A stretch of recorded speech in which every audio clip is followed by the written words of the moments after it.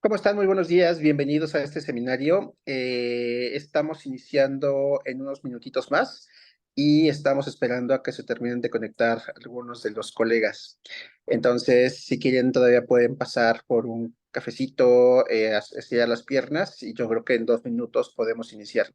Bienvenidos, bienvenidas e iniciamos en un momento. Gracias por iniciar el seminario en un minutito más. Bienvenidos, bienvenidas. 10:05, iniciamos. Muchas gracias.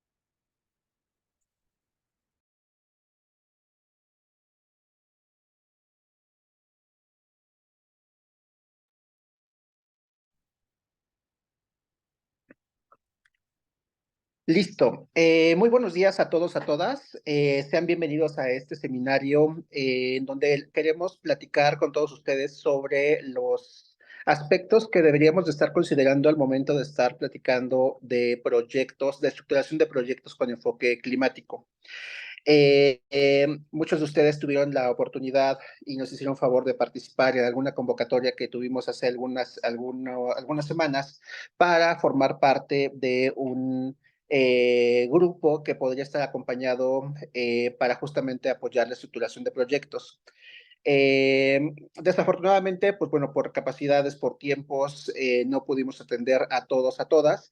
Sin embargo, no quisimos dejarle simplemente con una respuesta de, ok, no fueron aceptados y entonces ya nos olvidamos totalmente de ustedes. Y es por eso que quisimos retomar esta conversación y hacer este seminario. Mi nombre es Saúl Pereira, soy gerente de Acción Climática en WRI México y co-coordinador junto con Gabriela Alarcón de ICM del Secretariado Técnico de la Comunidad Climática Mexicana. Como seguramente han ubicado, recuerdan, la Comunidad Climática es una iniciativa de la mesa directiva de la Asociación Nacional de Autoridades Ambientales Estatales, la ANAE, ICM y WRI, cuyo objetivo es apoyar a los gobiernos en la implementación de una política climática justa, ambiciosa, resiliente y todo esto alineado a los compromisos internacionales en materia de cambio climático. No sé si ya están viendo la presentación, creo que debía haberte dicho, Renan, pero si me ayudas con la presentación, te lo voy a agradecer. Y básicamente lo que hemos querido hacer justo con este ejercicio es poder ayudar a través de fortalecimiento de capacidades a la estructuración de proyectos climáticos a nivel subnacional. Entonces, esta mañana tenemos el gusto de el objetivo, bueno, eso ya lo platicaba hace un momento, ¿no? El chiste, el objetivo de la comunidad es acelerar la acción climática en línea con los acuerdos internacionales que ya habíamos platicado. Y pues bueno, en esta etapa que tiene poquito que iniciamos, estamos enfocados justamente a la estructuración financiera de proyectos. Si me ayudas con la siguiente, Renan. Para poder atender esto, lo que hemos venido haciendo desde hace ya casi 2 años, ya pronto estaremos celebrando el tercer aniversario, es hablar de 7 temas prioritarios que fueron resultado de una serie de consultas que hicimos a nivel nacional de las prioridades que les gustaría a los estados, a los municipios estar abordando. Entonces, pueden ver por ahí que hay temas desde la planeación climática estratégica, apoyar todo este tema, por ejemplo, de los planes locales, planes estatales, etcétera. Todo lo que tiene que ver con energía, porque al final sabemos que la energía tiene un impacto importante en la reducción de emisiones de gases de efecto invernadero. El tema de uso de suelo y bosques, pensando en todos los sumideros, desarrollo urbano y movilidad, pensando también en el potencial que tienen las ciudades para ello, economía circular, porque bueno, al final hay que pensar que no, que necesitamos ser mucho más eficientes y reutilizar muchas de las cosas que estamos produciendo. Adaptación y resiliencia, que bueno, ante los impactos que hemos vivido últimamente, es claro que necesitamos fortalecer esas capacidades. Y finalmente, el medio de implementación tal vez más importante en este momento, que es el financiamiento.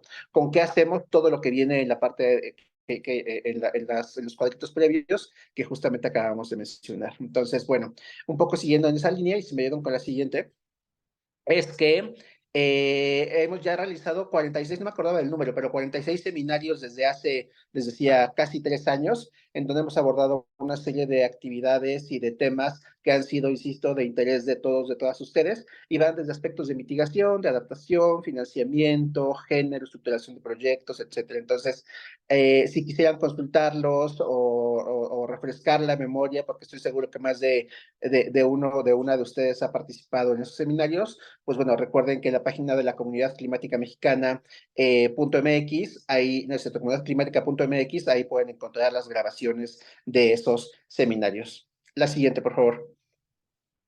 Y bueno, en esta ocasión el seminario es impartido por tanto colegas de ICM como colegas de WRI. En particular, y si me ayudan con la siguiente, vamos a tener el gusto de escuchar a mi colega Alfonso Ortega, que es coordinador de acción climática acá en WRI México, a Jessica Hernández, que es gerente de agua e infraestructura verde también acá en WRI México. Y finalmente, aunque no menos importante, está Aysén Cruz, que es consultora en temas de financiamiento para la estructuración de proyectos locales desde ICM. Entonces, como ven, tenemos un panel bastante interesante esta mañana porque las tres, son personas que han dedicado mucho de su tiempo y mucha de su vida laboral justamente a estos temas. Y bueno, qué mejor que podamos escuchar de primera mano las recomendaciones, las sugerencias que nos van a estar dando esta mañana. Una lámina más, por favor, nada más para recordar el orden de esta sesión. Ahorita yo estoy haciendo de una forma, espero muy breve, la introducción y la bienvenida a este seminario. Vamos a empezar con Alfonso, que nos platicará un poco de cómo se diseña un proyecto climático, qué elementos debe contener y justamente para que sea climático, cuáles son los elementos que se deben de ir incluyendo. Después vamos a escuchar a Jessica, en donde nos platicará un poco cuál es el modelo de negocios y la propuesta de valor que tienen los proyectos o que deberían de tener los proyectos para para que sean interesantes para fondeadores. Y esto visto desde la lógica de un ciclo de proyecto. En tercer lugar, bueno, en este caso cuarto, vamos a escuchar a Aysén, en donde nos platicará cuáles son los esquemas de financiamiento y las fuentes de pago que hay que considerar al momento de detonar algún proyecto a nivel subnacional. Y finalmente, alrededor de las 11:10, estaremos abriendo un espacio de preguntas y respuestas. Estas preguntas y respuestas, ustedes las van a poder poner en el icono que van a ver aquí en la pantalla, en la parte de abajo del lado derecho o en medio, depende de la versión del Zoom.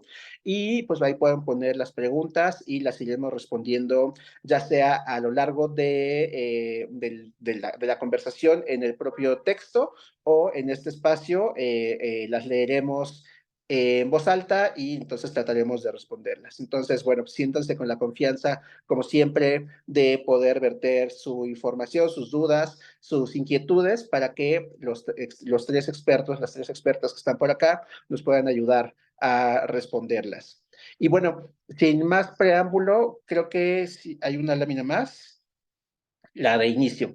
Pues nada, bienvenidos, bienvenidas nuevamente y pues bueno, le cedo el micrófono a Alfonso Ortega, quien nos empieza a platicar de estos temas. Entonces, pues nada, bienvenido Alfonso, el piso es tuyo hasta por 20 minutos. Muchas gracias, Saúl, y bienvenidas todas, todos. Eh, Ahorita el primer elemento que quisiéramos tocar para justo este elemento de estructuración de proyectos es cómo definir que nuestro proyecto realmente está aportando hacia la acción climática, ¿no? Porque podemos definir acciones que son ambientales, que son sociales, pero si no estamos reportando específicamente cómo está beneficiando en reducción de términos de vulnerabilidad climática o a la mitigación, etcétera, entonces es difícil poder acceder a ciertas fuentes de financiamiento que tengan estos criterios muy específicos de selección, ¿no? Entonces, Renan, si me puedes apoyar con la siguiente, por favor. Primero, para tener como una adecuada diferenciación en cómo están las medidas frente al cambio climático, pues estamos separándolas en dos, que son las medidas de adaptación y las medidas de mitigación. Las de adaptación, pues son esas acciones que nos van a ayudar a reducir cómo estamos atendiendo, o bueno, cómo estamos percibiendo la vulnerabilidad tanto en poblaciones y ecosistemas, ¿no? Básicamente va a buscar hacer, la protección de ecosistemas y sistemas humanos y va a ayudarnos a prevenir daños y a reducir riesgo de desastres. En este caso, pues hay acciones diferentes entre la adaptación de los diversos cultivos o procesos agrícolas, la protección de infraestructuras, desarrollo de protocolos de emergencia, humedales artificiales, incluso procesos de reforestación, dependiendo de cómo vaya a atender a la emergencia climática. Y por su parte también están las medidas de mitigación, en las cuales pues, nos vamos a enfocar a reducir cómo estamos haciendo la generación de emisiones de gases de efecto invernadero.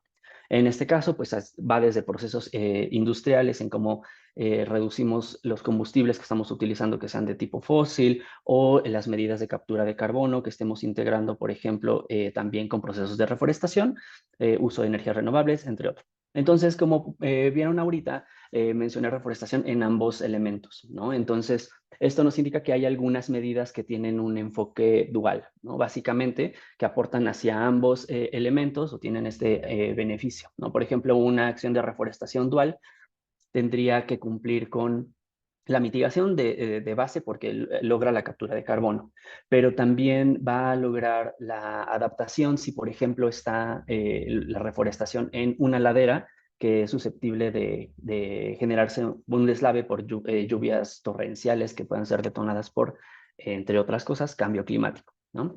Eh, un ejemplo que nos surgió hace algunos meses en unas visitas que hicimos a comunidad era una organización de la sociedad civil que quería desarrollar humedales artificiales porque tenían amplia experiencia en eso, pero lo querían integrar como un proceso de cambio climático.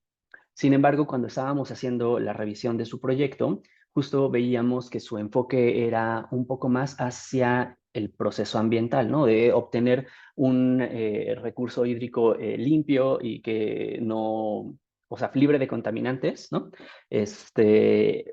Pero esto no necesariamente iba vinculado a una necesidad climática, como sí podría reportarse como un proyecto climático si, digamos, la región en la cual estaban implementando este proyecto sufriera de sequías o en los escenarios climáticos a futuro se previera que iba a haber una amplia disminución en lluvias, etcétera, ¿no? O sea, que no solamente estemos atendiendo la problemática ambiental, sino de base identificar cómo vamos a solucionar algunas problemáticas climáticas tanto actuales como a futuro. La siguiente, por favor, Renan. Y básicamente para esto es que surge lo que llamamos racionalidad climática, que básicamente es una justificación climática del proyecto. Tiene como función básicamente describir cómo vamos a estar relacionando el clima, los impactos del cambio climático y la acción que directamente vamos a proponer para abordar. En gran parte, esta justificación va a ser un argumento para las fuentes de financiamiento que básicamente se conozcan por qué es importante financiar este proyecto, cuál es la urgencia de hacerlo y cuál es el contexto en el cual se está ubicando el proyecto para identificar si está alineado a sus prioridades de financiamiento. Y entonces en esto, básicamente las características es definir la problemática climática que que está viviendo la comunidad o el municipio, el estado que vaya a desarrollar el proyecto. Y esto va a ser a partir de información climática o vinculada a temas de cambio climático que sea relevante y reciente, ¿no? Ahí vamos a identificar diferentes herramientas o diferentes fuentes de información que ahorita les comento. Y básicamente va a usar datos de escenarios climáticos en los casos donde sea necesario, principalmente para acciones de adaptación. Va a incluir a la ciudadanía en la definición de su vulnerabilidad, ¿no? De cómo están percibiendo estos efectos en su día a día, a integrar un enfoque de género bastante robusto, ¿no? Para identificar cómo estaban percibiendo las mujeres de forma distinta de los hombres estos impactos. Idealmente va a integrarlo mediante evidencias científicas, ¿no? Bueno, no solamente en datos cualitativos que sean definidos de forma rápida del proyecto, sino tendrían que ser procesos tanto cualitativos y cuantitativos que se desarrollen a partir de estudios o no necesariamente realizados por la misma comunidad o el Estado, sino retomados de investigaciones que se puedan realizar previamente, ¿no? La siguiente, Renan, por favor. Entonces, bueno, ¿con qué información podemos construir esta racionalidad climática?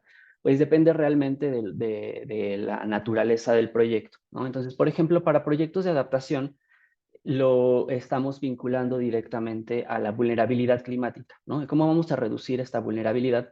Y esto está basado en tres elementos, ¿no? La exposición, que básicamente es el fenómeno climático, el cual no podemos modificar, pero necesitamos estudiar para saber de qué forma nos podría afectar ahora y en el futuro. La sensibilidad, que básicamente son las condiciones del entorno, de la comunidad, del ecosistema, que lo van a hacer susceptible a un impacto, ¿no? Por ejemplo, una comunidad que vive en la ribera de un río no va a ser afectada de la misma forma por una lluvia torrencial que pues una comunidad que esté en la zona superior de un cerro, ¿no?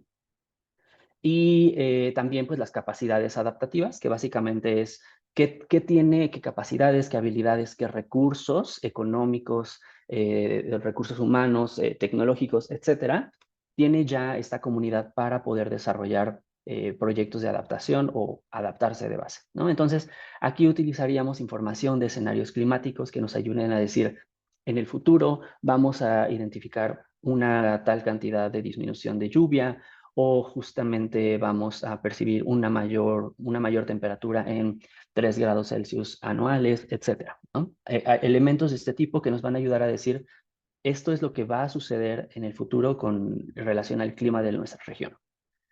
Y también, pues, la alineación con prioridades subnacionales y nacionales para la adaptación. Esto incluye elementos de la política climática estatal, de la política climática nacional e incluso internacional. Por ejemplo, los programas o planes estatales de cambio climático, las estrategias de largo plazo, la contribución nacionalmente determinada, entre otros elementos que justo nos indiquen cómo podemos alinearnos a lo que ya está definido a nivel de política pública y que nos ayudaría a justo trazar metas en común, ¿no? Entre lo que ya está establecido. Y en cuanto a la mitigación, justamente unos elementos que son claves es identificar cómo está el estado de la generación de emisiones de GI, ¿no? Básicamente, dónde se está generando estas emisiones, cuántas, quiénes serían, o bueno, dónde sería el lugar ideal para desarrollar estas estrategias para mitigar las emisiones, ¿no? Por ejemplo, si hay alguna fuente de emisión vinculada a una planta de acero, entonces probablemente ahí sea el mejor lugar para empezar a desarrollar acciones y no una que sea que su impacto sea relativamente pequeño, ¿no? Entonces es definir estas líneas base, ¿no? de emisiones de gases de efecto invernadero y también a partir de esto, pues complementarlo con información socioeconómica de las actividades, sectores económicos y al mismo tiempo vincularlo a las prioridades subnacionales y nacionales de mitigación. La siguiente, Renan, por favor. Entonces, básicamente, vinculado a los elementos anteriores, una racionalidad climática debería de cumplir ciertos criterios, ¿no? Entonces, primero debe de abordar una problemática climática de forma muy clara, ¿no? Básicamente, el proyecto va a atender la sequía de tal forma, ¿no? Va a reducir la cantidad o va a aumentar el flujo hídrico de tal forma, etcétera, ¿no? Pero saber que realmente está vinculado a un problema climático, ¿no? No algo general, no necesariamente algo ambiental, sino que veamos directamente esta relación. Está alineado a políticas climáticas, ¿no? Algunas metas que podamos identificar en la política climática estatal, subnacional o nacional.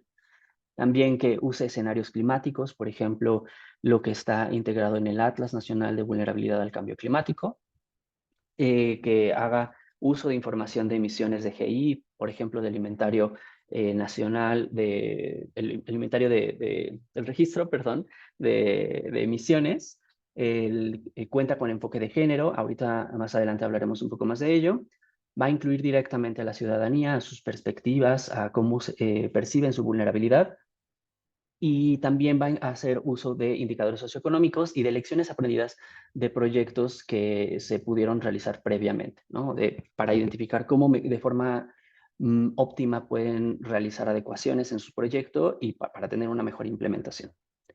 Y en el caso de que no se identifique de forma directa cómo aplicarlo, gracias, justo cómo subimos el nivel de alineación de estos criterios, ¿no? Porque podemos dejarlos de forma un poquito escueta o digamos, vinculados de forma muy ligera, ¿no? Entonces, hay primero identificar qué fuentes de información pueden ser de utilidad. Hay diferentes recursos en línea que nos pueden ayudar a definir fuentes, por ejemplo, de exposición a cambio climático.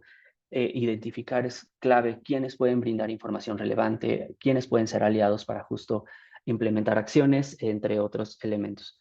Ahora sí, la siguiente, por favor. Y básicamente hacia eso vamos con los componentes de una propuesta.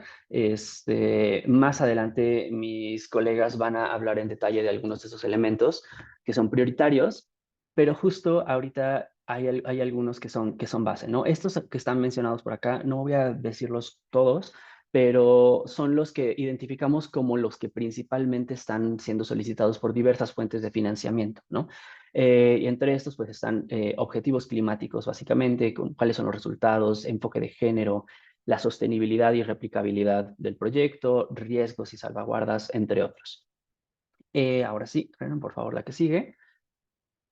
Y entre estos son dos elementos súper básicos, pero que realmente le dan esta primera vista a una fuente de financiamiento sobre si el proyecto va a estar vinculado a un tema de cambio climático o no, ¿no? Entonces, el título del proyecto, de forma muy sintética, de forma muy breve, debe incluir el objetivo principal del proyecto, ¿no? Y especificar cuál es el tipo de intervención que se va a realizar, especialmente si va a integrar algo que sea innovador, que no se haya realizado previamente. Y este objetivo justamente nos va a ayudar a indicar cuál es el propósito del proyecto, que nos ayude a la mitigación, bueno, a aplicar la adaptación o mitigación al cambio climático, y básicamente pues debe de ser algo realista y alineado a lo que describamos dentro de la propuesta. La siguiente, Renan, por favor. Y en la descripción general del proyecto, básicamente vamos a hacer una integración del objetivo general, de las principales actividades que vamos a estar incluyendo, de la población y de las acciones de colaboración que deberíamos estar integrando, ¿no? Es básicamente un vistazo que nos mencione de forma general cómo vamos a atender la problemática climática. Y eso va a estar muy o estrechamente vinculado con la racionalidad climática, que es lo que veíamos previamente, y en esta, de forma base, va a incluir la teoría de cambio del proyecto, ¿no? Esta teoría de cambio básicamente va a estar vinculando cómo está la situación actual, la situación que se pretende alcanzar y qué va a realizarse para poder cerrar esta brecha, ¿no? De ahí es el nombre de cambio, ¿no? Entonces, básicamente, esta teoría de cambio va a representar cuáles son las oportunidades del proyecto de generar una transformación hacia pues algo que esté adaptado climáticamente, ¿no? Y básicamente vamos a identificar cuáles son las actividades o los elementos que nos van a permitir cerrar esta brecha hacia la situación que pretendemos alcanzar, ¿no? Básicamente los resultados e impactos. Y la siguiente, por favor, Renan. Y básicamente hacia esto va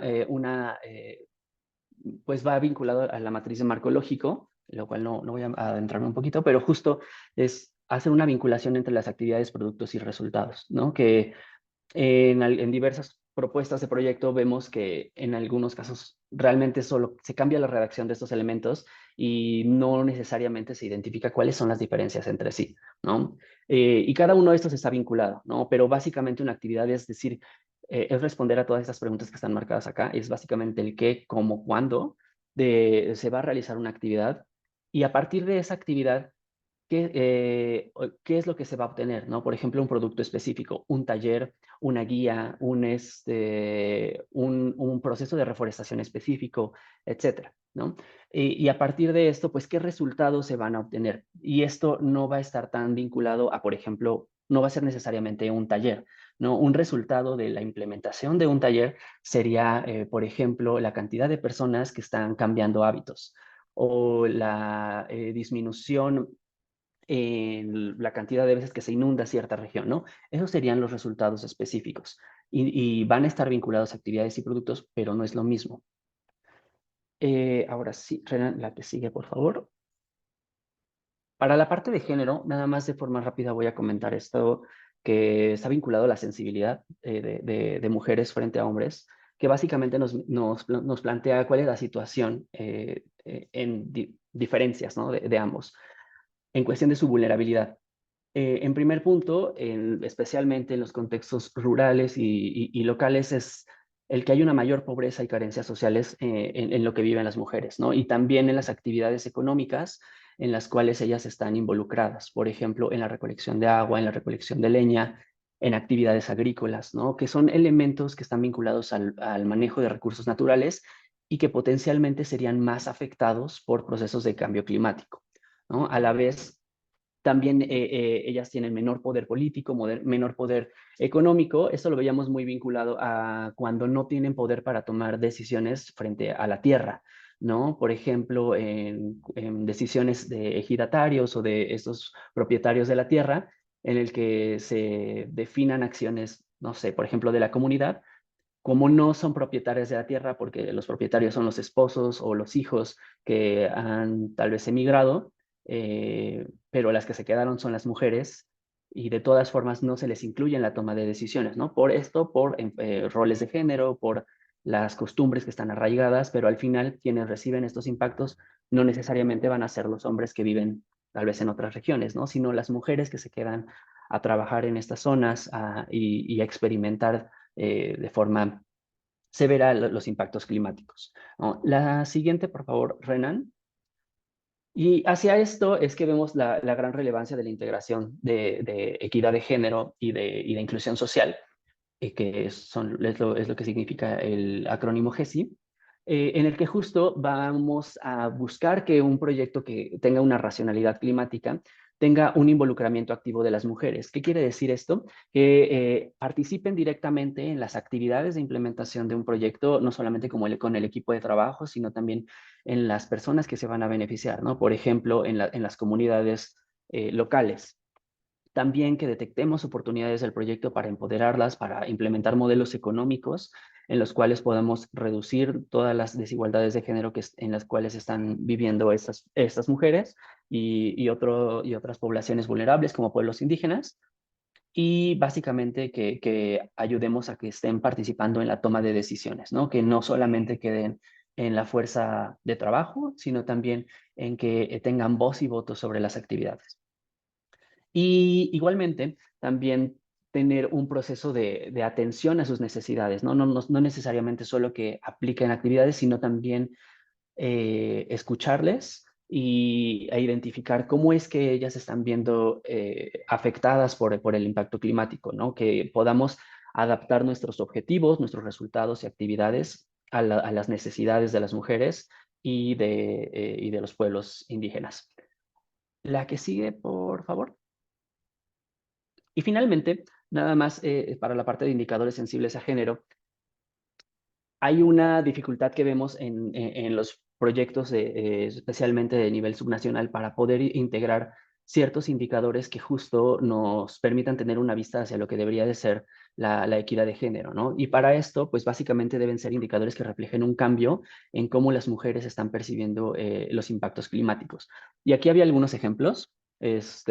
Por ejemplo, la cantidad de empleos que va a generar un proyecto, pero específicamente para mujeres, ¿no? O la tasa, el porcentaje de mujeres que van a estar en estos empleos, el porcentaje de presupuesto que tal vez se implementó en acciones de género, por ejemplo, en talleres específicos para mujeres, en capacitaciones, etcétera, ¿no? Básicamente es la forma de representar cómo estamos generando un cambio específico hacia ellas. Y me parece que sería el último elemento, Renan. No, bueno, faltaba este de contribución global.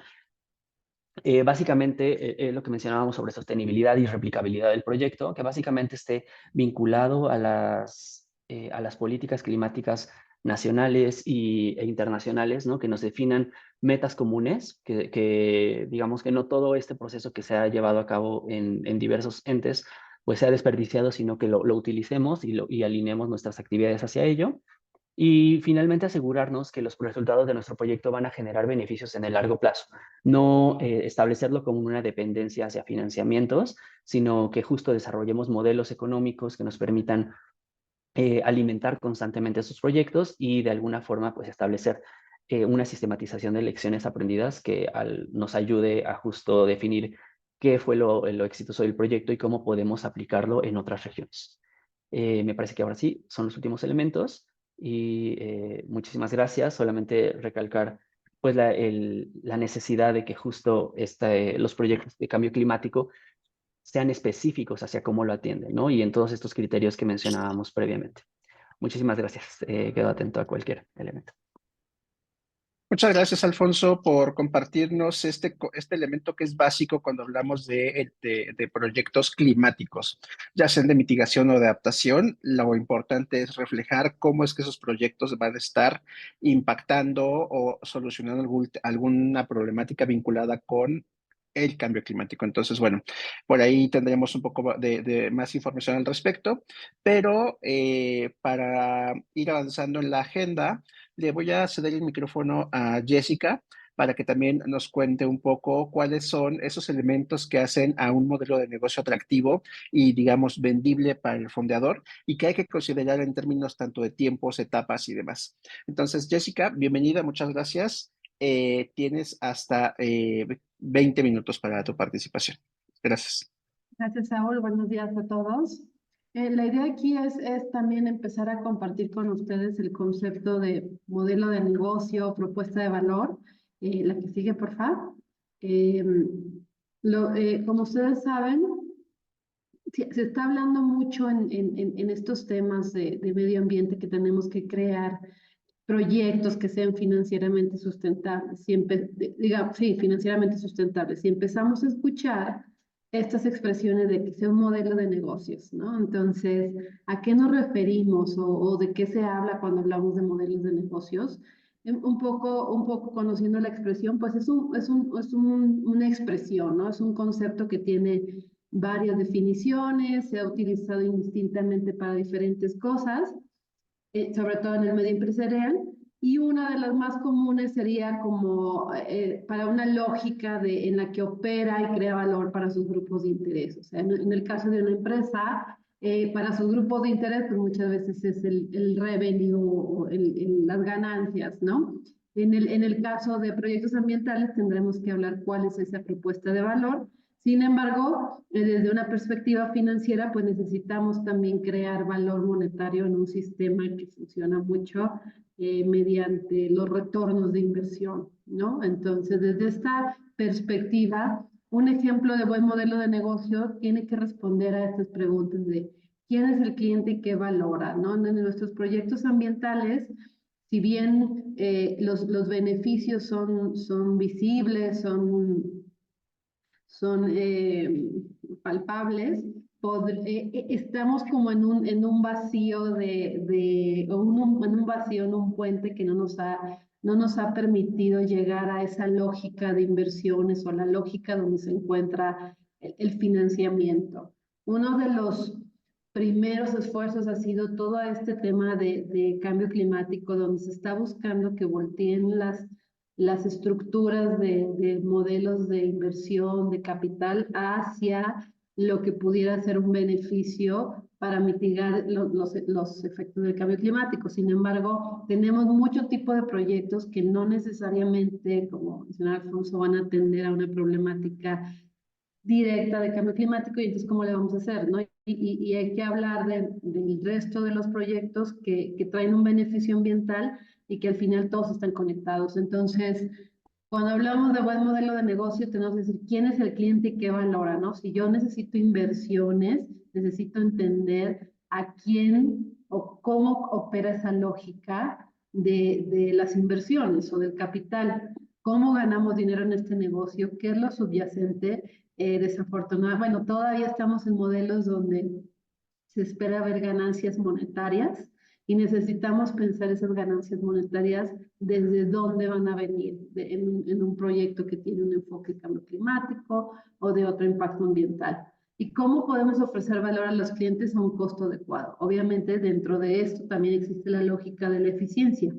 Entonces, tenemos que empezar a entender que un proyecto, por ejemplo, un proyecto de infraestructura verde, sí beneficia a la salud, pero esa lógica es quién es o sea, si yo quiero que alguien invierta en un proyecto de infraestructura verde y pienso quién es el cliente, pues somos todos, ¿no? Pero eso es muy intangible, muy general, y cómo vamos a, entonces tenemos que cambiar un poco el switch para empezar con esta lógica de cómo opera el capital, pues empezar a pensar en quién podría ser un beneficio más directo, beneficiario más directo de este tipo de proyectos, qué valora para que me ayuden a invertir, aparte de los gobiernos, obviamente, porque está visto que las necesidades son mucho mayores a lo que los recursos públicos pueden apoyar. La que sigue, por favor.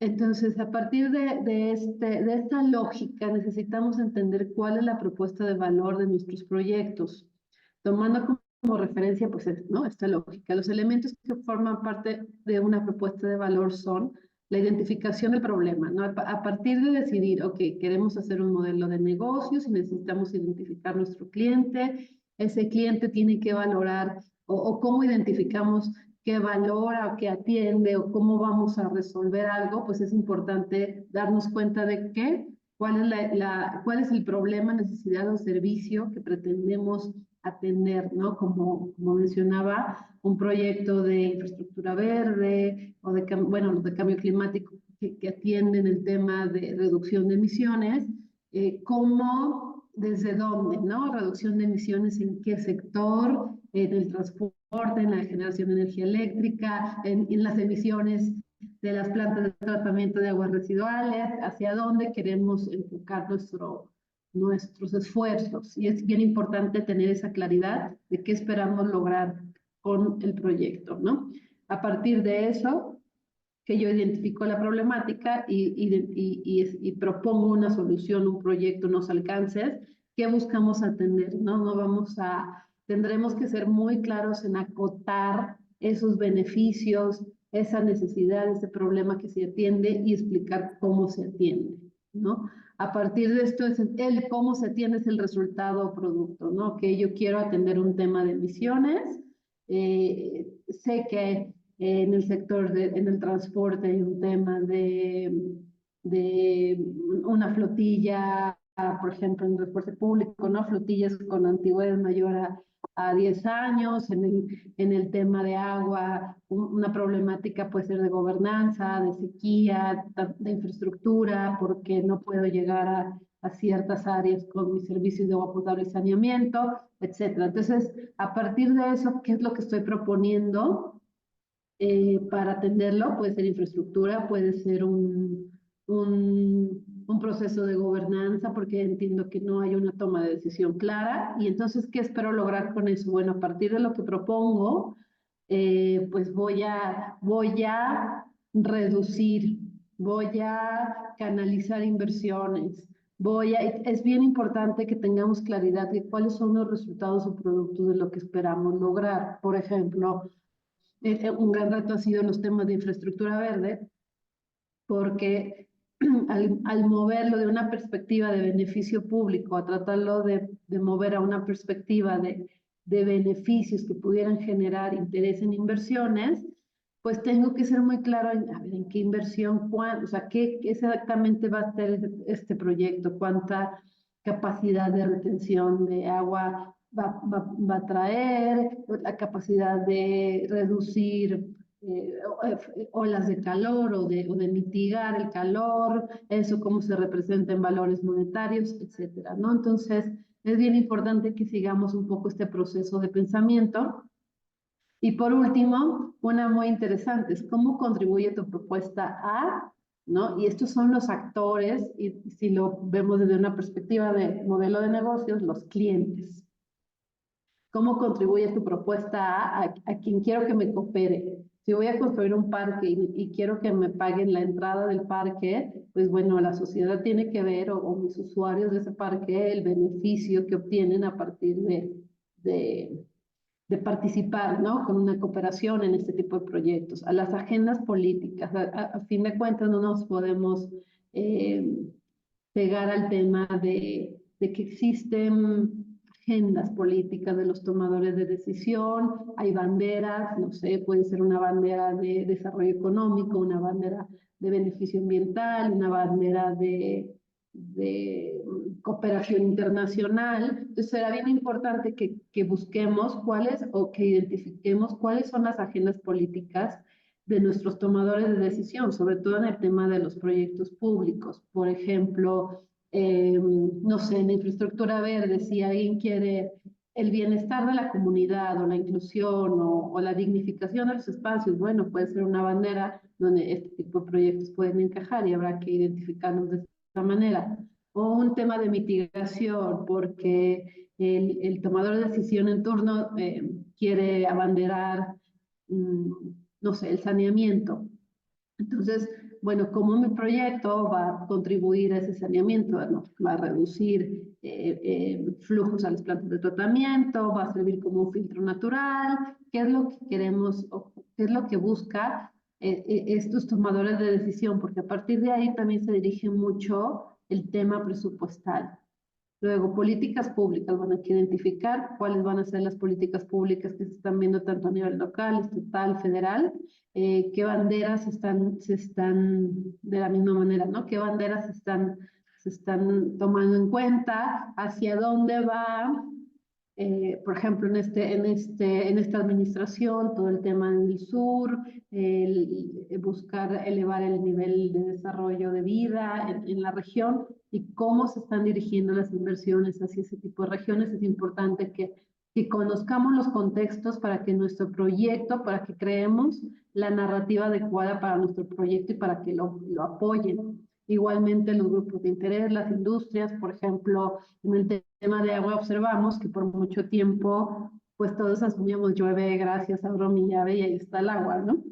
Empezamos a darnos cuenta que es importante generar estos consensos entre oferta y demanda. Al final somos más personas, hay más crecimiento económico, más producción de alimentos. Llega un momento en que habrá que tener consensos y eso empieza a ser un punto de vulnerabilidad para diferentes actores. Entonces, por ejemplo, la industria empieza a ver en sus procesos de largo plazo cómo la disponibilidad de agua va a afectar sus operaciones y entonces puede ser un grupo que esté interesado en invertir, en pensar ciertas soluciones, ¿no? Entonces son el tipo de cosas que tenemos que nosotros tener en cuenta. La que sigue, por favor. Bueno, a partir de eso, ¿cuál es la rentabilidad de nuestro proyecto, no? Aquí, pues, incorporamos ya especialistas en el tema financiero y es importante que si queremos que nuestro proyecto tenga un acceso a inversiones, pues pensemos en estos términos que se llaman rentabilidad, ganancias y demás. ¿Y a qué nos referimos con esto, no? Es cómo logramos que estos proyectos tengan un valor apreciado por los que invierten. En el caso de un modelo de negocios, pues mucho de este valor tiene que ver con ganancias monetarias, ¿no? Entonces, habrá que pensar, cuando pensamos en un análisis de rentabilidad, qué costos son, cuáles son los ingresos esperados, los beneficios adicionales, en cuánto tiempo se recupera esa inversión, cuáles son los riesgos en el corto, mediano y largo plazo. Entonces son conceptos que hay que empezar a conocer y tomar en cuenta para que podamos construir propuestas para nuestros proyectos. La que sigue, por favor. Aquí también es importante que distingamos entre beneficios económicos y financieros. Algunos de los temas en los que seguimos trabajando, porque no está resuelto, pero sobre todo en proyectos ambientales, es cómo logramos pasarlos de beneficio económico a financiero. Cuando hablamos de un beneficio económico, hablamos aunque se usan indistintos, son dos cosas diferentes, ¿no? Son como beneficios brutos. Por ejemplo, hay mejoras la salud, ¿no? Bueno, pues sí, mejoramos la salud. ¿Eso qué significa para alguien que invierte? Para el gobierno es muy importante porque pues se tiene la obligación de buscar el bienestar público, pero para un inversionista privado, las mejoras a la salud a lo mejor no es un incentivo claro para invertir sus recursos, ¿no? Entonces, tendremos que, independientemente de que sabemos que hay un beneficio económico al no tener a la población enferma, al no tener gastos por medicamentos, etcétera. Eso cómo le representa a un inversionista. Entonces nos tenemos que cambiar de lente y decir, bueno, un beneficio financiero es algo que cierra el círculo de la estructura financiera, es yo que invierto y yo que gano de manera más directa. Entonces también es importante que tomemos en cuenta, que empecemos a tomar en cuenta todos estos conceptos desde esta lógica de modelo de negocios. No quiere decir que va a ser la única, no quiere decir que sigamos trabajando en estructuras que deban valorar otro tipo de beneficios, pero en este momento mucho de la lógica de la inversión privada e incluso la inversión pública responde a este tipo de conceptos. Entonces, pues la idea es compartirlos para empezar a explorarlos y ver cómo nuestros proyectos encajan en estas lógicas. La que sigue, por favor.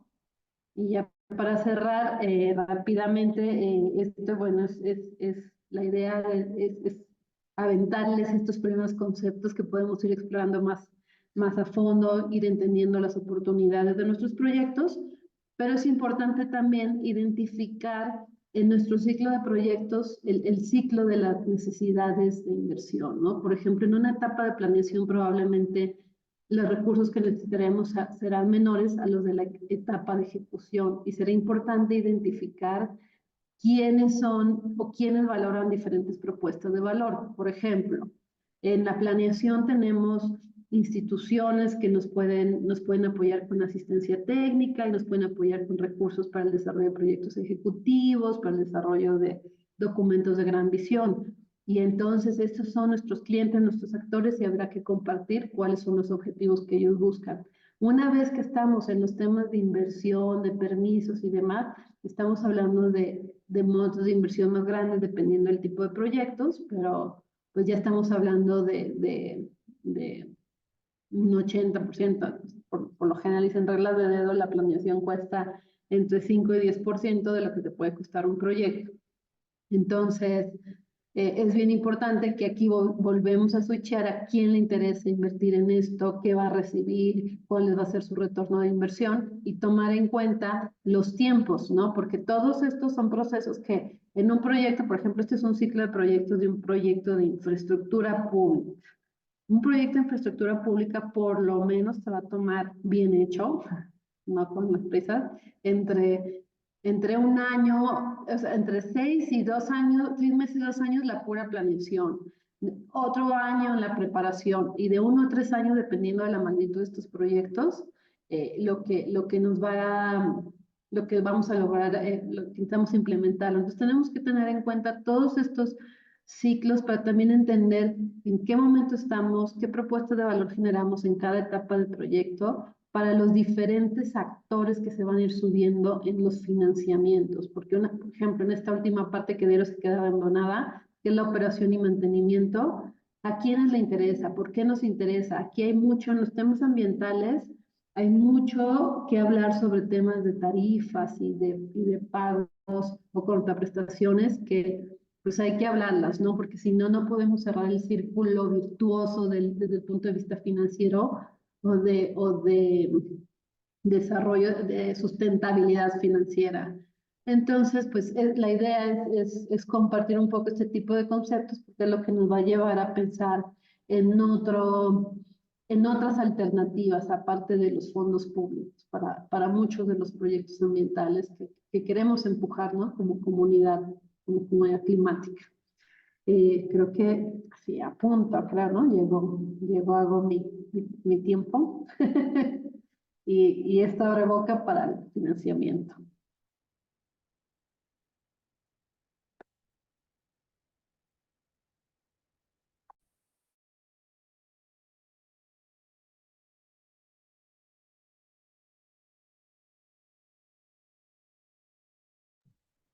Ay, perdón, no encontraba el micrófono. Muchísimas gracias, Jessica. Creo que nos diste un panorama muy, muy clarito de qué y en dónde tenemos que poner el esfuerzo dependiendo del interés y la necesidad que vaya teniendo cada uno de nuestros proyectos. Y esta última lámina sobre procesos o las etapas, creo que es muy, muy clara en términos de saber incluso cuánto la magnitud del recurso que necesitamos para justamente cada una de esas etapas. Bueno, yo creo que será como de mucho interés para los asistentes. Les recuerdo que pueden poner por acá en el chat, en la sección, perdón, de preguntas y respuestas, las dudas que puedan ir surgiendo de las ponencias. Y pues bueno, sin más preámbulo, le quiero dar el micrófono a Aysén para que nos cuente cuáles son, por ejemplo, las fuentes de financiamiento y las alternativas que desde los gobiernos subnacionales pueden tener para acceder justamente a recursos que les permitan implementar este tipo de proyectos. Entonces, Aysén, bienvenida. Como tus colegas, tienes hasta 20 minutos para tu presentación. Ok, muchas gracias, Saúl. Hola, ¿qué tal? Buenos días a todos. Muchas gracias por estar aquí. Yo les voy a platicar un poco de estos esquemas que ofrece el mercado y las fuentes de pago y cuál es la importancia de tener fuentes de pago certeras para justamente cubrir la inversión de todos estos proyectos de inversión. La siguiente, por favor. Bueno, ¿qué es lo que realmente hace financiable a un proyecto en el corto, mediano y en el largo plazo? Son varios factores, pero 5 de ellos que son los más importantes que ante cualquier inversión, ante cualquier inversionista, institución de crédito, o sea, seguramente sí se va a pedir, son estos 5.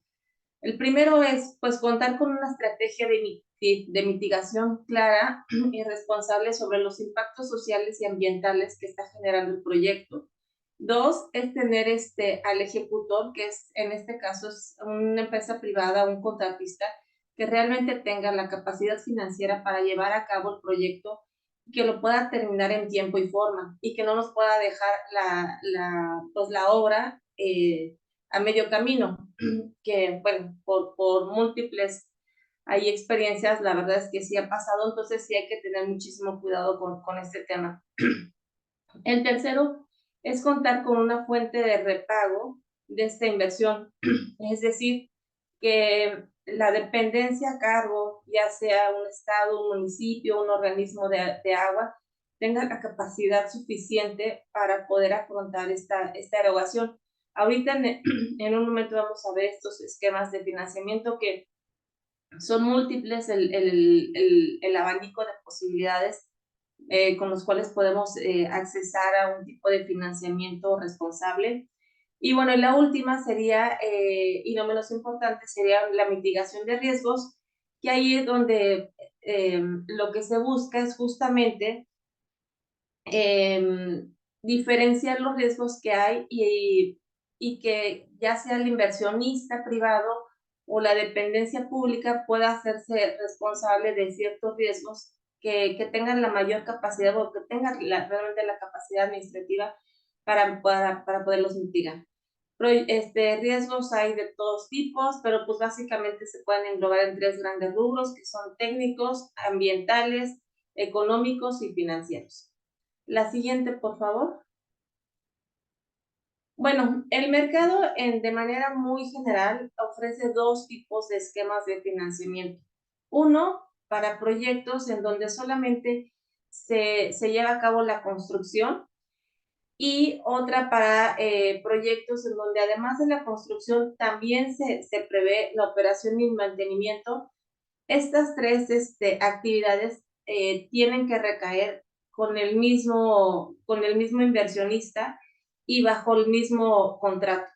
Entonces, bueno, primero pues habrá que dimensionar justamente el proyecto del que estamos hablando y enfocarnos ya sea en proyecto únicamente para llevar a cabo la construcción o construcción, operación y mantenimiento. Los tipos de contratos para este tipo de esquemas sería para la construcción, sería pues la obra pública, la tradicional y la obra pública financiada. Y para proyectos de largo plazo, pues son los contratos de APPs, que serían concesiones o los contratos de prestación de servicios. La siguiente, por favor. Bueno, ¿cuáles son las características de un contrato de obra pública tradicional? Básicamente son contratos de muy corto plazo, 1 año, año y medio a lo más, en donde justamente se contrata a un privado, donde inicialmente se le da un anticipo que oscila entre un 10 y 15% del valor del contrato, y esto es para que él se pueda arrancar.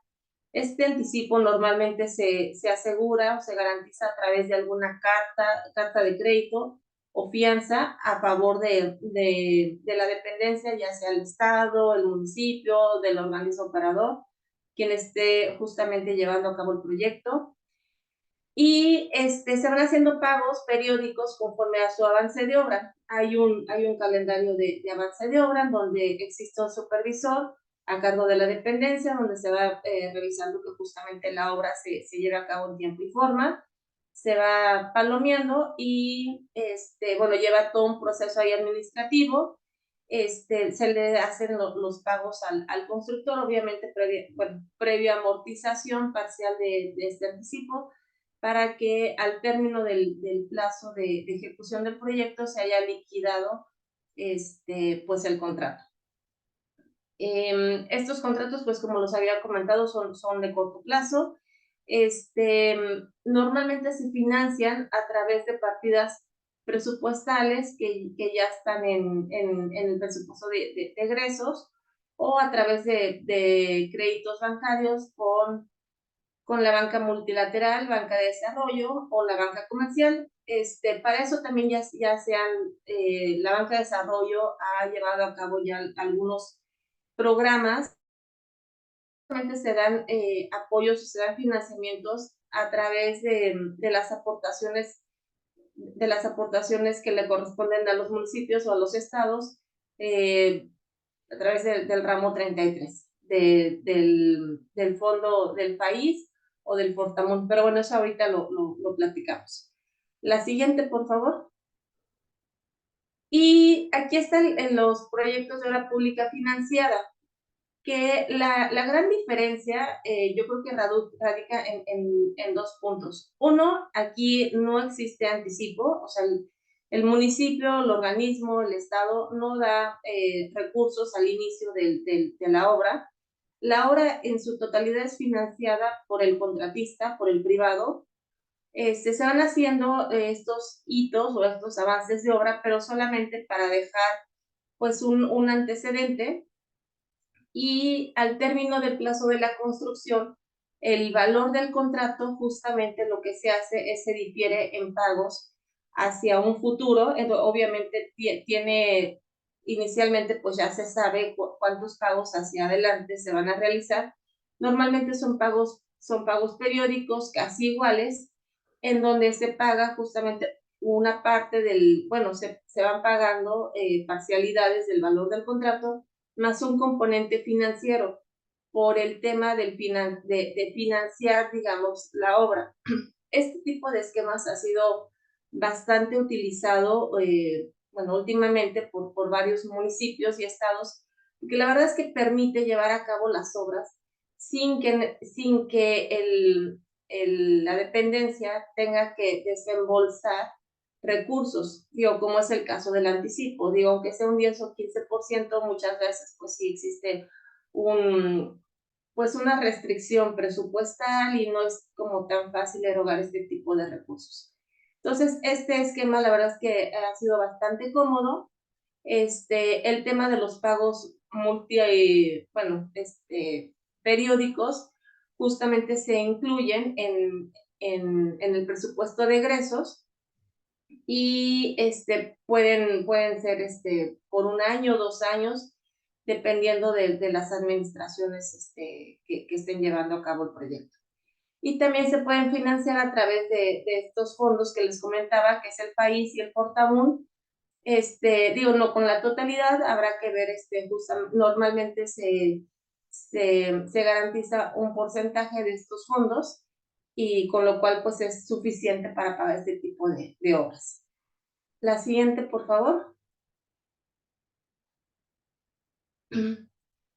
Bueno, y para proyectos de más largo plazo, que incluye la construcción, operación, mantenimiento, equipamiento, se utilizan contratos de APTs, tipo concesiones o tipo contratos para la prestación de servicios, en donde básicamente igual el privado con sus recursos propios lleva a cabo la inversión durante un año, año y medio, el plazo inicial que se haya convenido en el contrato.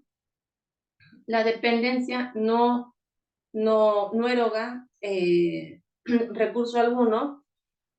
Sin embargo, ya hay algunos apoyos, existen apoyos, incluso no recuperables, que ayudan justamente a disminuir la inversión, y esto se traduce en un pago menor por parte del organismo o del municipio o del estado.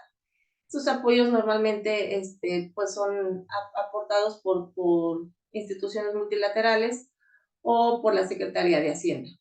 Habrá que ver qué tipo de proyectos sí son elegibles para obtener estos recursos a fondo perdido. Los riesgos, se tiene que tener una clara identificación de estos riesgos, que pueden haber muchos riesgos técnicos, de operación, legales, económicos, y normalmente son asignados a los agentes o al agente que mejor tenga la capacidad para controlarlos y mitigarlos, ya sea el agente público o el privado. Y estos proyectos normalmente se financian a través justamente de algún, bueno, en la construcción pues es el privado en su totalidad, y en el periodo de la operación es cuando se empieza a amortizar la inversión junto con el pago de la operación y mantenimiento.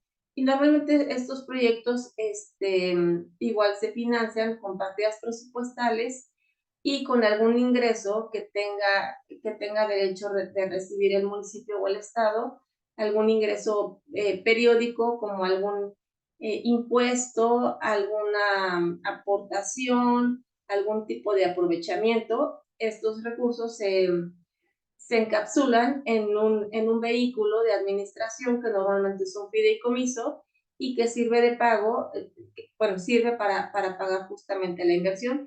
Y este tipo de esquemas, la verdad es que ha sido bastante,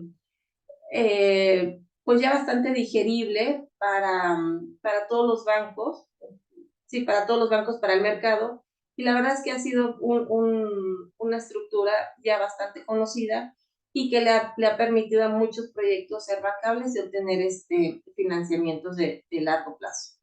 La siguiente, por favor.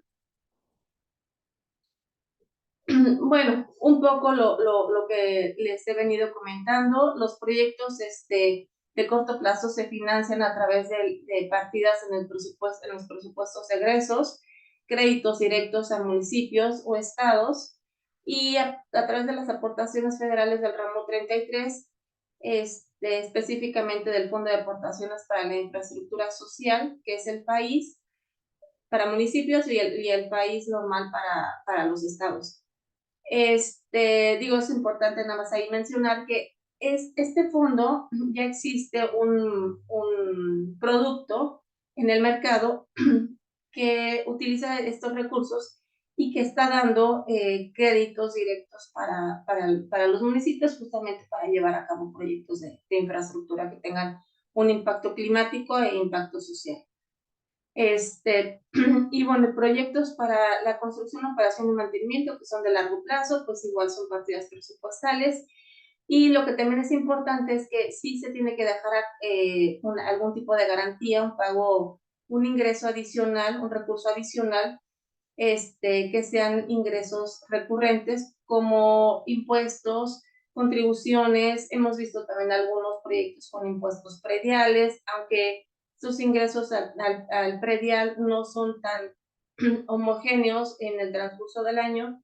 Sirven mucho los ingresos durante el primer trimestre, y la verdad es que eso sirve para achatar un poco la curva.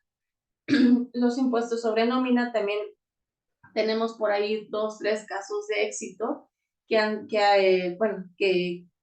se han llevado a cabo proyectos en donde se encapsulan en un fideicomiso y bueno, sirven como una garantía adicional a la fuente de pago, digamos, original del proyecto.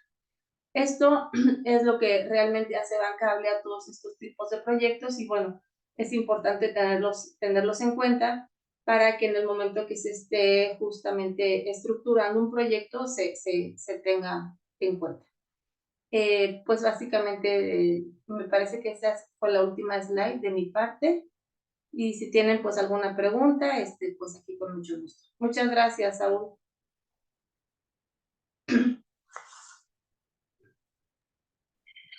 Al contrario, Isel, muchísimas gracias a ti por darnos este panorama también de cuáles son las fuentes de financiamiento y las consideraciones que hay que ir viendo de acuerdo con el tipo de proyecto.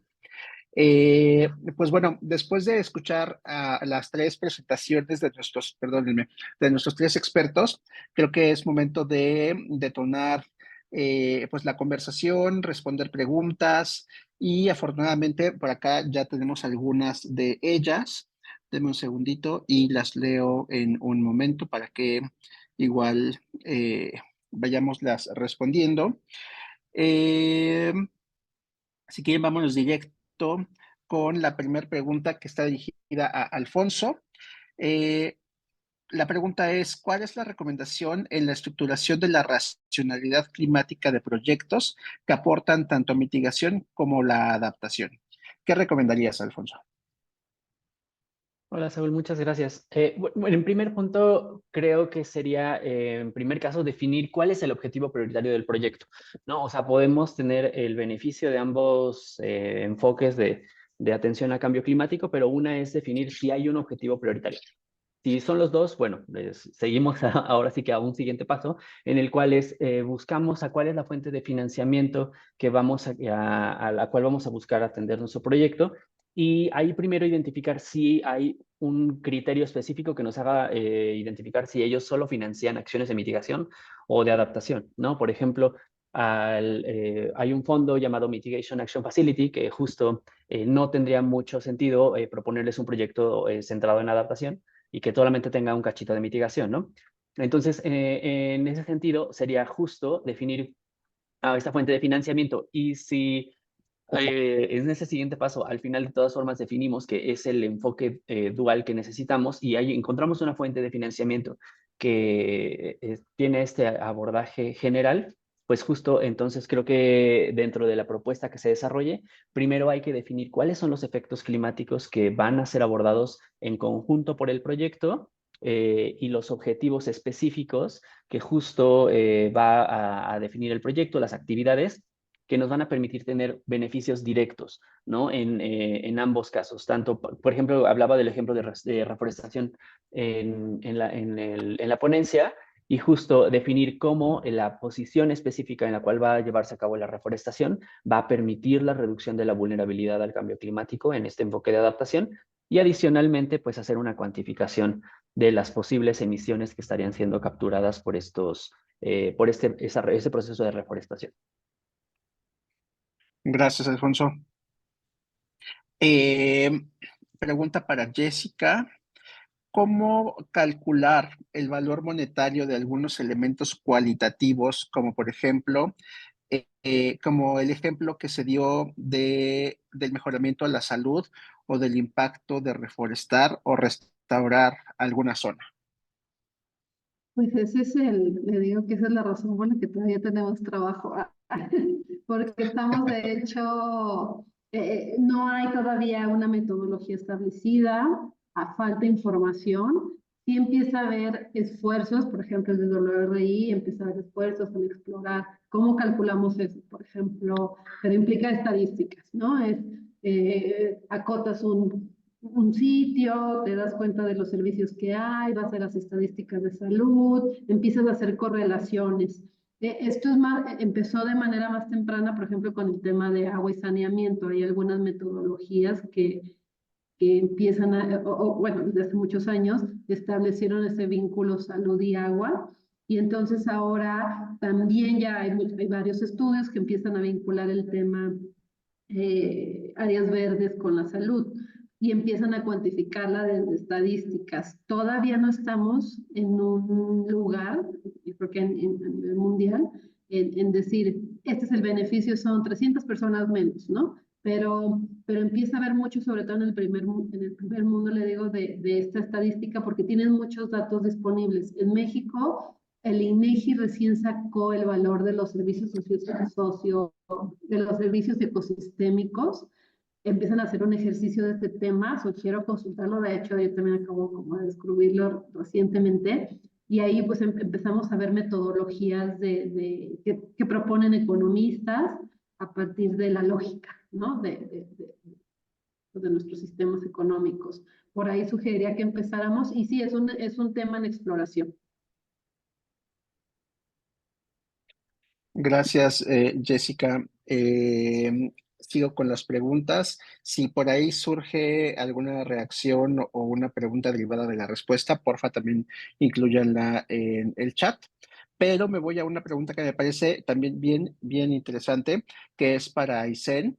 Y preguntan si hay alguna plataforma y o fechas en las que se establecen convocatorias para postular un proyecto financiable y se aplica para gobiernos o también hay para proyectos privados. Una plataforma como para obtener financiamientos, no. Yo les sugeriría pues entrar en contacto con distintas instituciones financieras, sobre todo con la banca de desarrollo. Lo que es Bancomext y Banobras ofrecen muchos programas ahorita, tanto para estados como para municipios, y dependiendo justamente del tipo de proyecto y del alcance. Yo les sugeriría que entraran en contacto en cualquier momento, incluso si lo tienen ahorita como un proyecto que a lo mejor no está muy avanzado, incluso también acérquense para ver cómo también estos bancos nos pueden orientar. Gracias, Aysén. Sí, creo que estaría padre tener una base de datos con toda la información, pero también creo que no necesariamente sería lo más manejable. Pero gracias por la recomendación, creo que es un buen norte para empezar a buscar ese financiamiento. Eh, Sigo con preguntas, por ejemplo, otra para Alfonso. Preguntan si hay alguna metodología que recomiendan para estimar emisiones GEI o incrementar la adaptación al cambio climático, perdón. La vuelvo a leer. ¿Hay alguna metodología que recomiendan para la estimación de GEI o el incremento en la adaptación de algún proyecto? De acuerdo, Azul, muchas gracias. Pues de hecho, en WRI se desarrolló, bueno, para la parte de estimación de emisiones, justo se desarrolló el GHG Protocol. Ahorita les pongo en el chat el enlace a este sitio, que justo en el cual se desarrollaron diversas herramientas, ¿no? O sea, estas herramientas justo para la estimación de emisiones, entre otros elementos, para mitigación al cambio climático, enfocado en diversos sectores, ¿no? Tanto para sectores empresariales, para sector de ciudades, nacional, etcétera, ¿no? Y básicamente este protocolo nos va a ayudar a tener algunos principios, algunos conceptos y métodos que van a apoyar en la cuantificación y para reportar las reducciones de GI asociadas a proyectos o a cambios, ¿no? En general en la política pública, específico a proyectos de cambio climático. Y el protocolo el protocolo justo nos va a ayudar a definir algunos requisitos que nos reportan las reducciones de GI y también van a dar orientación y principios para cumplir estos requisitos específicos que plantea el protocolo. Y en cuanto al tema de adaptación al cambio climático, hay una metodología que ya está publicada por parte de GIZ, que justo hace una priorización de medidas de adaptación, ¿no? En esta hay algunos criterios específicos para seleccionar medidas de adaptación que estén adecuadas a problemáticas locales, ese que es justo el principal elemento de los procesos de adaptación, ¿no? Que normalmente son procesos locales, que son específicos a ciertas regiones, por lo cual no hay como una especie de estándar específico para desarrollarlos, ¿no? Sino que va a depender de cada región y de cada comunidad en la cual se implementen.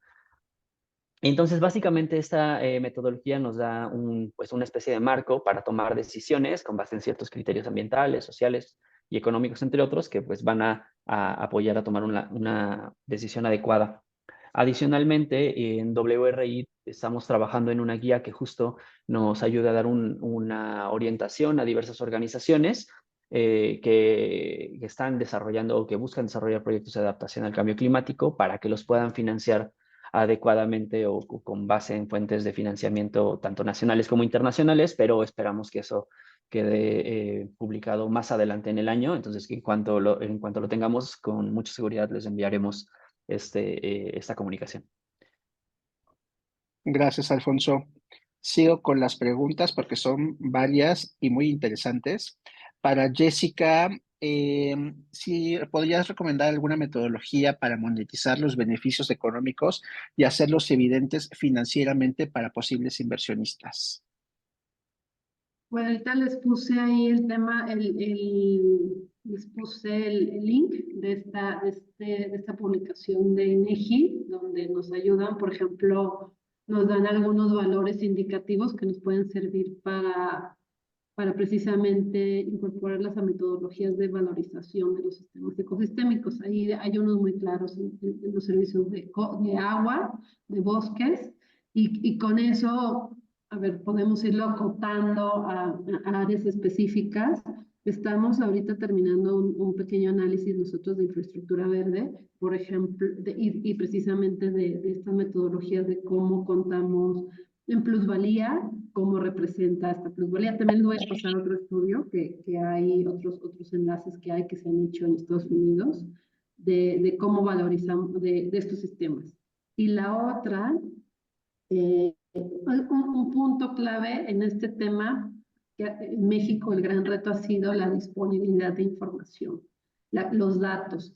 Es algo que empieza a hacerse más evidente si queremos avanzar al siguiente paso, y creo que es una agenda que tenemos que empezar a promover, la generación de datos, porque las metodologías existen. Les voy a ir compartiendo algunos links. Nos faltan datos para poder meterlos a estas fórmulas, a estos lugares, pero ahorita empezamos con números indicativos. De acuerdo. Gracias, Jessica. Seguimos con las preguntas. Este es un poco más enfocado para ISEM, pero creo que también los otros dos panelistas podrían responder. Es un poco larga, lo voy a contextualizar. Dice, los esquemas de financiamiento que presentamos abordan indicadores de rentabilidad económica, pero no indicadores socioambientales o climáticos, ya que los resultados climáticos pueden ser a un largo plazo. La pregunta concreta es, ¿estos esquemas pueden abordar tanto elementos financieros como ambientales y o sociales? Si me permiten, nada más, voy a contestarlo desde el Por punto de favor. vista financiero y de instituciones que financian ese tipo de proyectos. A ver, los temas climáticos, sociales, ambientales, ya se internalizan en las tasas de interés que normalmente ofrecen este tipo de instituciones. Proyectos donde mitigan muy pocos el impacto social o ambiental ofrecen tasas muy por arriba del mercado, y que básicamente eso lo hace un proyecto no viable, porque terminan siendo muy, muy caros desde el punto de vista económico financiero. Entonces, si hay un componente, evidentemente, bueno, todas las instituciones son un poco como reacias a abrir como toda la información, pero yo lo que les puedo decir es, entre más cuidado, más soportado, más estructurado esté un proyecto, y desde el punto de vista ambiental, social, menor es la tasa de interés que va a ofrecer el mercado. Gracias. Al contrario, dicen, creo que ese es un gran punto. No sé, Jess, Alfonso, si quieran complementar esa respuesta. Sí, la complemento y se enlaza con otra que anda por ahí de taxonomía. Justo, gracias. Porque sí, o sea, sí hay fondos que contemplan, o sea, los famosos ESG o estos beneficios ambientales, sociales y demás, pero todavía no es el único incentivo para financiar sigue siendo el incentivo para financiar el concepto de retorno de la inversión. Y ese todavía no hay, dependemos mucho de monetizar los servicios ambientales que dan los proyectos. Todavía no está, o sea, empieza a ver incluso el fondo verde, todos estos fondos van dirigidos a temas de un financiamiento que pudiera permitir un retorno a la inversión o que se conviertan en fondos públicos. Entonces, desde la lógica de fondos públicos, de toda la taxonomía, lo que va diciendo es, ok, todos los proyectos, o sea, al final sigues compitiendo por fondos públicos, pero todos tus proyectos tienen que tener integrada una visión ya más de sustentabilidad, que la realidad es que muchos de los que actualmente se les da financiamiento no necesariamente los integran. Entonces creo que la riqueza de tener una taxonomía es que va a ir integrando esos beneficios. Todavía hay que actualizar las metodologías costo-beneficio que determina la inversión pública, que todavía no es una tarea pendiente. Y dentro de esas metodologías de costo-beneficio, tendremos que empezar a incorporar la monetización de beneficios de servicios ambientales. Todavía no está madura, digamos, este proceso en la taxonomía y en los financiamientos pasa lo mismo.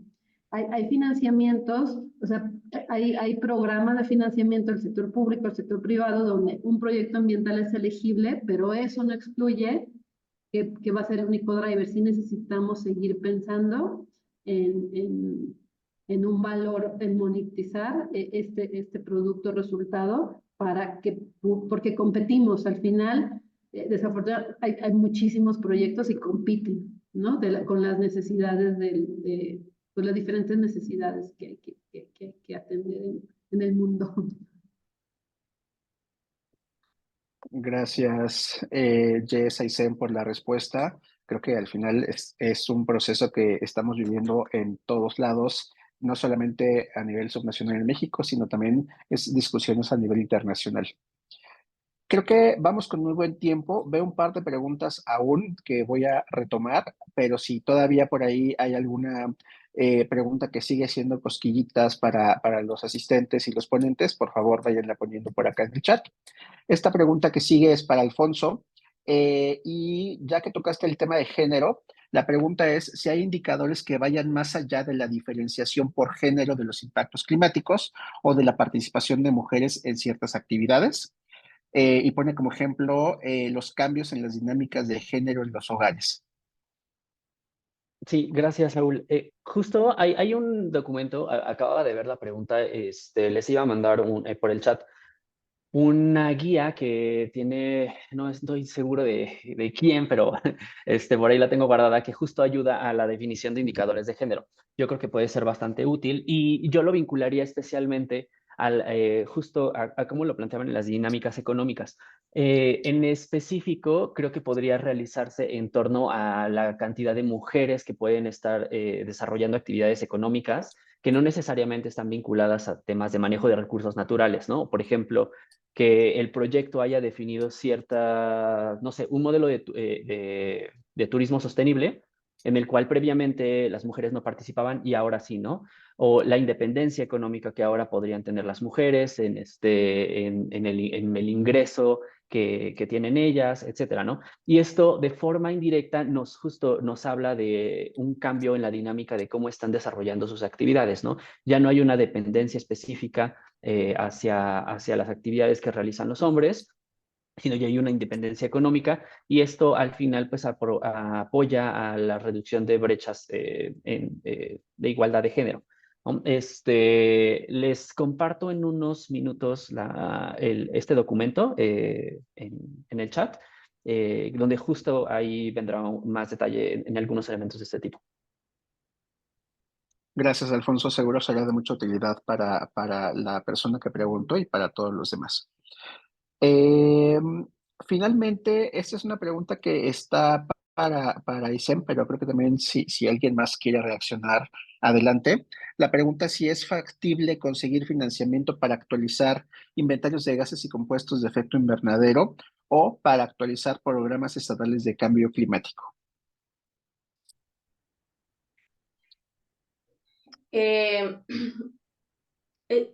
O sea, yo tengo, sé que existe sí un programa para llevar a cabo ciertos estudios. Incluso hay la modalidad a fondo perdido o recuperables, ¿no? Bueno, es recuperable en un plazo determinado con una tasa de interés bastante asequible. Esto normalmente lo lleva a cabo el Fondo Nacional de Infraestructura, pues igual yo les sugeriría que se acerquen, platiquen y vean si son elegibles a obtener este tipo de apoyo.